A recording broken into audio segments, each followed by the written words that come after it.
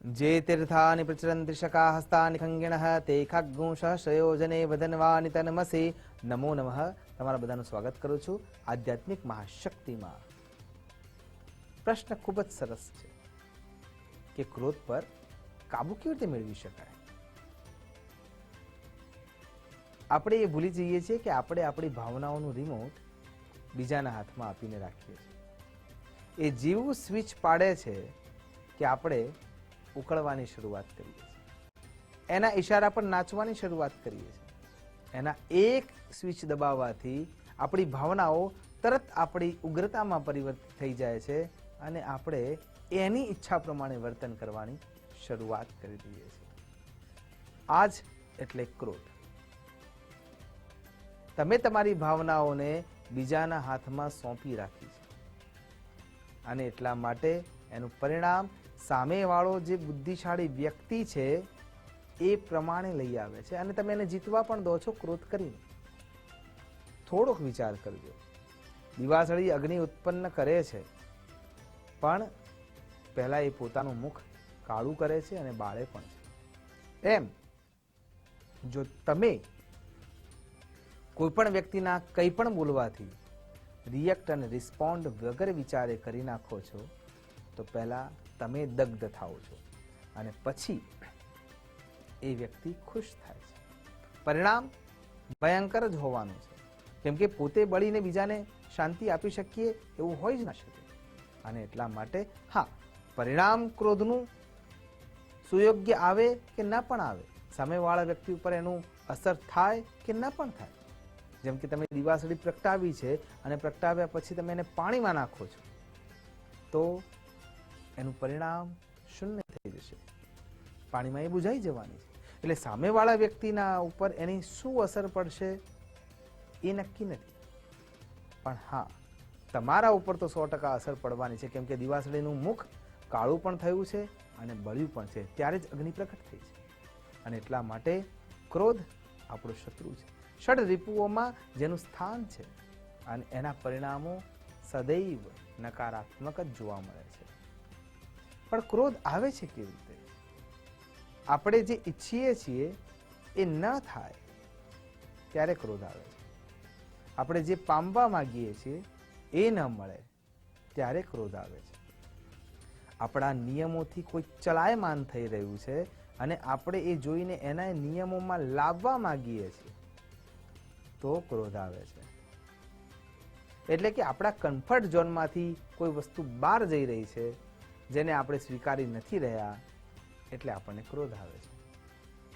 પણ કુંડલીની દ્રષ્ટિએ જોવા જઈએ તો ક્રોધના અંદર ગ્રહોની તાકાત રહેલી છે. હા, રહેલી છે. સૂર્યનારાયણ, ચંદ્ર મહારાજ, મંગળ દેવતા, ગુરુ મહારાજ, વાણીના દેવ બુધ મહારાજ, શનિ મહારાજ અને રાહુ આટલા ક્રોધ લાવવા માટે અને એના પરિણામોને વિક્ષિપ્ત અવસ્થામાં રાખવા માટે જવાબદાર થઈ શકે છે. સૂર્યનારાયણ, જો નીતિના અંદર તમે નથી, નિયમિતતાના અંદર તમે નથી તો તમને તમારી જાત ઉપર પણ ક્રોધ આવશે અને એના કારણે બીજા ઉપર પણ ક્રોધ આવશે. ચંદ્ર મહારાજ મનના કારક અને મન ઉપર કંટ્રોલ આપણે ગુમાવી બેસીએ છીએ તો એનું એકમાત્ર કારણ છે ચંદ્ર મહારાજ, કેમ કે આપણે પાણી સાથે જોડાયેલા છીએ અને આપણું પાણી શરીરમાં દૂષિત થઈ રહ્યું છે અને એટલા માટે આપણને ક્રોધ આવે છે. મંગળ દેવતા ઉગ્રતા અને રક્ત સાથે જોડાયેલા છે અને રક્ત સંચારણના અંદર ઉગ્રતા ક્યારે આવે છે? જ્યારે આપણા વિચારો સામેવાળા વ્યક્તિ ઉપર અસર કરતા ન દેખાતા હોય ત્યારે. અને એ રીતે મંગળ દેવતા એના દૂષિત થાય છે. જોડે બુધ મહારાજ જોડાય છે, વાણીના દેવતા, એટલે આપણા શબ્દો ખરાબ થવા લાગે છે. પ્રતિષ્ઠાના દેવ બૃહસ્પતિ મહારાજ, ત્યાં આપણને આપણી પ્રતિષ્ઠાનું હનન થતું જોવા મળે છે, આપણી વાતનો સ્વીકાર થતો નથી એટલે આપણે અપમાન લાગે છે અને અપમાનના પ્રતિરૂપમાં આપણે ક્રોધ કરીએ છીએ. શનિ મહારાજ નીતિ અને ન્યાયના દેવ, તમને એવું લાગે છે કે હું જ સાચો છું, હું જે કહું છું એ જ સાચું છે અને એમ કરવાથી જ લાભ મળી શકે એમ છે. પણ આપણે એ ભૂલી જઈએ છીએ કે જો આપણે સાચા છીએ તો આપણે બોલવાની જરૂર નથી, કેમ કે સામેવાળો સ્વતઃ ખોટો છે અને સામેવાળો ખોટો છે તો એને બોલવાનો અધિકાર જ નથી, કેમ કે સિદ્ધ છે કે ખોટો છે. અને ત્યાં શનિ મહારાજની ન્યાય અને નીતિને આપણે નિર્વાસિત કરી દઈએ છીએ, અને એટલા માટે ઉગ્રતા આવે છે. અને પછી રાહુ મહારાજ પોતાનો ચમત્કૃતિ દેખાડે છે.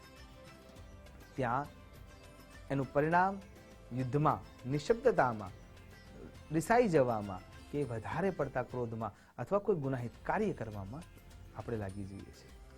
કહેવાનો અર્થ આટલો જ છે કે કુંડલીની દ્રષ્ટિએ જોવા જઈએ તો આ ગ્રહો આપણને ક્રોધ અપાવી શકે એમ છે, પણ એ જે તે સ્થાનના અંદર ગ્રસિત હોય ત્યારે, અને એના બીજા પરિણામો પણ સાથે હોય છે. એટલા માટે વાસ્તુની દ્રષ્ટિએ જોવા જઈએ તો જો તમે અગ્નિ ખૂણામાં વધારે સમય વ્યાપ્ત કરો છો, એટલે કે રાત્રિના સમયે તમારા સૂતા વખતની દિશા જો અગ્નિનારાયણની છે, એટલે કે અગ્નિ કોણ છે, તો તમારામાં સ્વાભાવિક ઉગ્રતા વધતી જવાની છે. કેમ કે શક્તિ આત્મસાત થયા પછી એને કંટ્રોલ કરવી મુશ્કેલ છે.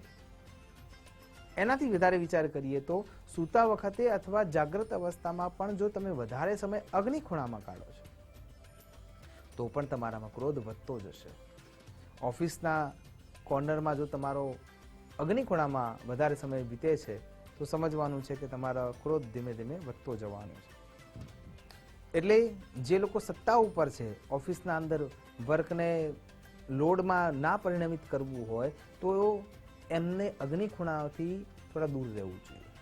અને જો વર્કલોડ વધતો જતો હોય છે તો સમજવાનું છે કે તમારો અગ્નિ ખૂણો, તમારા કાર્યકર્તાઓનો વધારે સમય અગ્નિ ખૂણામાં જઈ રહ્યો છે, અને એટલા માટે પણ જોખમ વધી શકે એમ છે. રાત્રે સૂતી વખતે જો તમે દક્ષિણ દિશામાં માથું રાખીને સૂઈ શકો છો તો વધારે સારું છે, અને પૂર્વમાં તમે માથું રાખીને સૂવો છો તો વધારે સારું છે.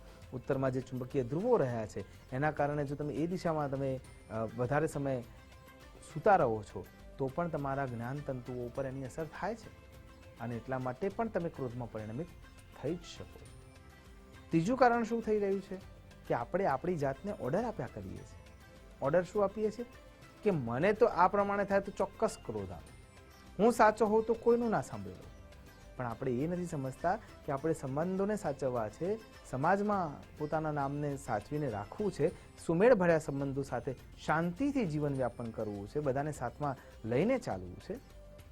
તો આપણે સાચા હોઈએ તો પણ ઘણીવાર મૌન રહેવાથી જ સંબંધો ટકે છે. સહન કરવું પડે છે, અને સહન કર્યા પછી જ આપણે એ પ્રાપ્ત કરી શકીએ. તો ક્રોધથી બચવા માટેના રસ્તા શું છે? ક્રોધથી જો બચવું છે તો પહેલા ચંદનમ શીતલમ લોકે ચંદનાત અપચંદ્રમાં, ચંદન ચંદ્રયો મધ્ય શીતલા સાધુ સંગતિ. સત્ય જ્ઞાનને પ્રાપ્ત કરવા માટેનો પ્રયત્ન કરો. ગીતાજીના પાઠ કરો, હનુમાન ચાલીસાના પાઠ કરો, વિષ્ણુ સહસ્ત્રના પાઠ કરો, શ્રી સૂક્તના પાઠ કરો, કનકધારા સ્તોત્રને વાંચો, શાસ્ત્રોનું અધ્યયન કરો.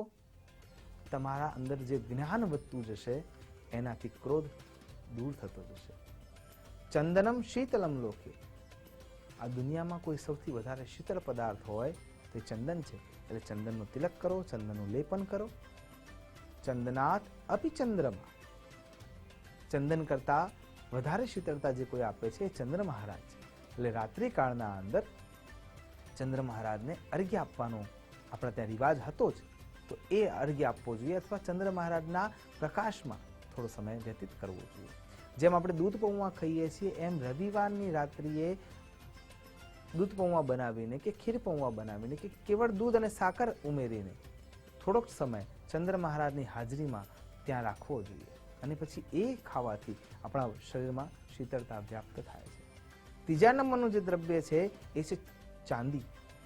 ચાંદીના ગ્લાસમાં પાણી પીવું જોઈએ, દૂધ પીવું જોઈએ, અથવા ચાંદીને ધારણ કરવું જોઈએ, અને ચાંદીને ધારણ કરીને પણ આપણે શીતળતા પ્રાપ્ત કરી શકીએ.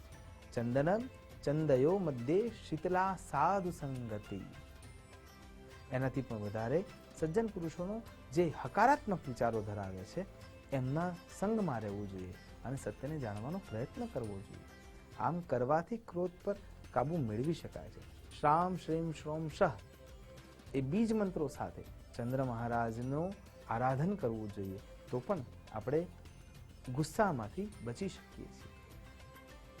એનાથી આગળ જો વિચાર કરીએ તો ચંદ્ર મહારાજના અર્ઘ્ય પછી એ અર્ઘ્યનું જે જળ નીચે પડ્યું છે એ જળને શરીર ઉપર અને ખાસ કરીને આજ્ઞા ચક્ર ઉપર સ્પર્શ કરાવવાથી પણ આપણો ક્રોધ શાંત થઈ શકે છે. અને એ ક્રોધ શાંત થયા પછી આપણે એ વાતને સમજી શકીએ છીએ કે આ રીતે જ જીવન ખરા અર્થમાં જીવવું જોઈએ. કહેવાનું તાત્પર્ય એ છે કે ક્રોધના પરિણામો ભયંકર હોઈ શકે છે. એટલા માટે એ 5 ક્ષણ જો તમે પોતાની જાતને જે તે જગ્યાએથી દૂર કરી લો છો તો ખરાબ પરિણામો આવતા અટકી જાય છે. દિવાલ ઉપર જેટલી વાર ક્રોધ આવે ને એટલી વાર ખીલો લગાવવો જોઈએ. અને જેટલી વાર ક્રોધ આવે ને એટલી વખત દિવસમાં જેટલી વાર ક્રોધ આવે એટલી વાર તમે ખીલો લગાવશો ને તો એ ખીલો લગાવવામાં પણ મજૂરી પહોંચશે, મહેનત પહોંચશે, અને જ્યારે ક્રોધ શાંત થાય ત્યારે ખીલો કાઢી લેવો જોઈએ. એ કાઢવા માટે પણ મહેનત પહોંચશે અને ત્યારે જે દિવાલની હાલત છે એ દેખાશે કે કેટલી ગંદી કરી નાખી છે આપણે, કેટલી જર્જરિત કરી નાખી છે આપણે આપણા ક્રોધના કારણે. તો આ હૃદયની દિવાલ પર કેટલી બધી તાકાત પડતી હશે એ વિચારજો.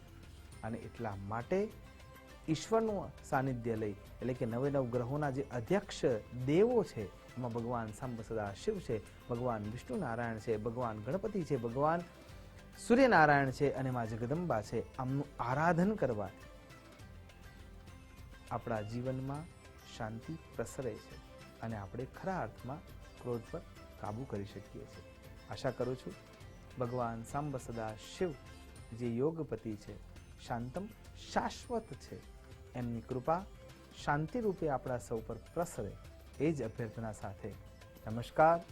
અસ્તુ સદા શિવોહમ.